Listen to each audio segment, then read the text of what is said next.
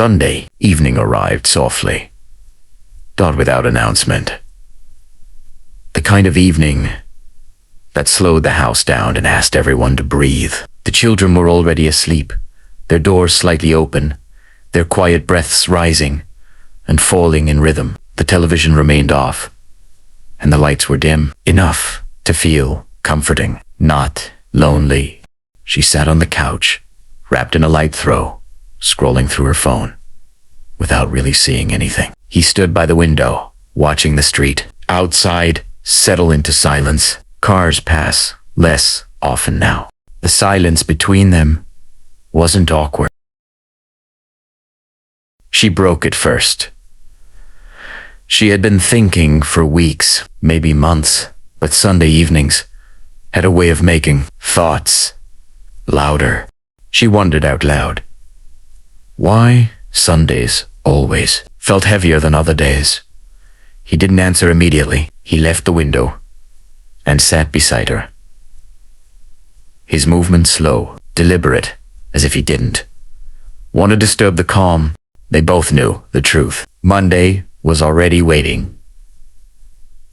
He reached for the notebook. On the center table, the same notebook that had followed them through half-finished plans. This time, he opened it with intention. He spoke about how he didn't want another year to begin in exhaustion, how he was tired of reacting to life instead of shaping it. She listened. Then she spoke about her own fatigue, the kind that didn't come from work alone, but from uncertainty, from not knowing what direction they were truly heading, from always adjusting instead of deciding. The conversation unfolded gently. No raised voices, no defensiveness, just honesty laid bare in the quiet. They talked about money, carefully and without fear, about how expenses had often controlled them instead of the other way around. They talked about rest, how it had been treated like a luxury instead of a necessity. They talked about time, about how easily it slipped through their fingers when it wasn't protected. Outside, night settled fully. Inside, clarity began to take shape. They didn't try to solve everything. They simply agreed to stop drifting, to choose intention over habit, to plan instead of hoping things would somehow improve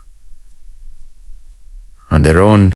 When the notebook closed, they didn't rush to stand. They stayed where they were, shoulders touching, breathing in the calm that only comes when two people finally face the same direction.